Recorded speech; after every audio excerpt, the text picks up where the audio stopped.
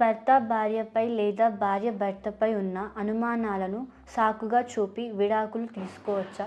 అనుమానాల మీద విడాకులు మాత్రం పొందలేరండి. They must have an correct proof ఉండాలండి. ఈ ఉట్టిగా అనుమానం ఉంది, మా భర్త ఏమో చేస్తున్నారు, అనుమానం ఉంది మా భార్య ఏమో చేస్తుంది, నేను లేని టైంలో అనేది తప్పండి. ఆ గ్రౌండ్స్లో మాత్రం విడాకులు రాదండి. సార్, తెలంగాణలో కన్జ్యూమర్ కోర్ట్ ఎక్కడ ఉన్నాయి? ఒక సాధారణ వ్యక్తి ఎలా కేసు ఫైల్ చేయవచ్చు?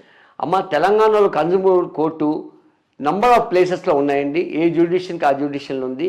ఇప్పుడు మనం ఎల్బీ నగర్ తీసుకుంటే ఎల్బీ నగర్ కోర్టు దగ్గర ఉందండి. హైదరాబాద్ తీసుకుంటే హైదరాబాద్ దగ్గర ఉందండి. అండ్ మేడ్చల్ దగ్గర ఉందండి. ప్రతి కోర్టు దగ్గర ఒక కన్జ్యూమర్ ప్రొటెక్షన్ కోర్టు ఉంటుంది. అండ్ సామాన్యంగా ఎవరికైనా కన్జ్యూమర్కి ఏదైనా అన్యాయం జరిగిందనుకోండి, వాళ్ళు ఒక రెస్పెక్టివ్ అడ్వకేట్ని అప్రోచ్ అయ్యి వాళ్ళు ఏ కేసు ఫైల్ చేయాలంటే వాళ్ళు లీగల్ నోటీస్ ఇవ్వడం కానీ ఇవి చేసుకొని వాళ్ళు ప్రాపర్ కోర్టుకి వెళ్ళి ఫైల్ చేసుకోవచ్చండి కేసుని. కన్జ్యూమర్ కోర్టులో కేసు వేయాలంటే కన్జ్యూమర్ ఎటువంటి ఆధారాలు చూపాలి? అంటే వస్తువు కొన్న వ్యక్తి ఆ వస్తువు కొన్న వాళ్ళు ఎటువంటి ఆధారాలు చూపించాలంటే మెయిన్ ఏమైనా వస్తువు కొన్నప్పుడు వాళ్ళ దగ్గర బిల్లు ఉంటుందండి. ఈ బిల్లు కంటే వాళ్ళు ఏమైనా ఎక్కువ ఛార్జ్ చేస్తుంటే దానిలో ఆధారాలు ఉంటాయండి. ఇది పర్టికులర్గా ఈ వస్తువు ఒక రేటు 10 రూపాయలు ఉందనుకోండి, వాళ్ళ షాప్ వాళ్ళు 20 రూపాయలకి అమ్మింటే వాళ్ళ మీద కేసు వేయచ్చు. ఒక స్కూటర్ ఉందనుకోండి, అది మ్యానుఫ్యాక్చరింగ్ డిఫెక్ట్ ఉందంటే ఆ స్కూటర్ వాళ్ళు కంపెనీ కానీ మ్యానుఫ్యాక్చర్ మీద కానీ కేసు ఫైల్ చేసుకోవచ్చు. ఒక డాక్టర్ ఉన్నారనుకోండి, ఆపరేషన్ సక్సెస్ చేస్తున్నారు అనుకోండి, కత్తెర ఏమన్నా మర్చిపోయినారు అనుకోండి కడుపులో, వాళ్ళ మీద కూడా వేయచ్చండి.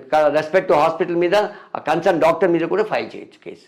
బట్ ఎలాంటి పేపర్స్ అనేవి ప్రొడ్యూస్ చేయాలి సార్? లైక్ ఎవిడెన్స్గా ఇప్పుడు డాక్టరే ఉన్నారనుకోండి, హాస్పిటల్ వాళ్ళు ఉన్నారనుకోండి, వాళ్ళు డిశ్చార్జ్ సమ్మరీ అవన్నీ ఇస్తారండి.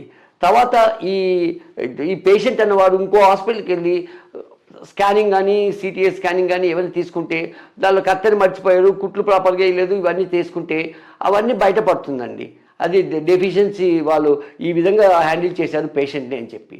అండ్ వీళ్ళ దగ్గర ఉంటే ప్రాపర్ ఇన్వాయిస్ రిసిప్ట్ ఉంటుందండి. ఏది షాప్లోంచి ఏమైనా వస్తువులు ఏమైనా కొనాలంటే ఇన్వాయిస్ ఉంటుందండి. బేస్ ఆన్ ద ఇన్వాయిస్ ఆయన పర్టికులర్ జ్యుడిషియల్లో కేసు ఫైల్ చేసుకోవచ్చండి. పోలీస్ స్టేషన్లో కంప్లైంట్ ఇవ్వగానే ఎఫ్ఐఆర్ నమోదు చేస్తారా?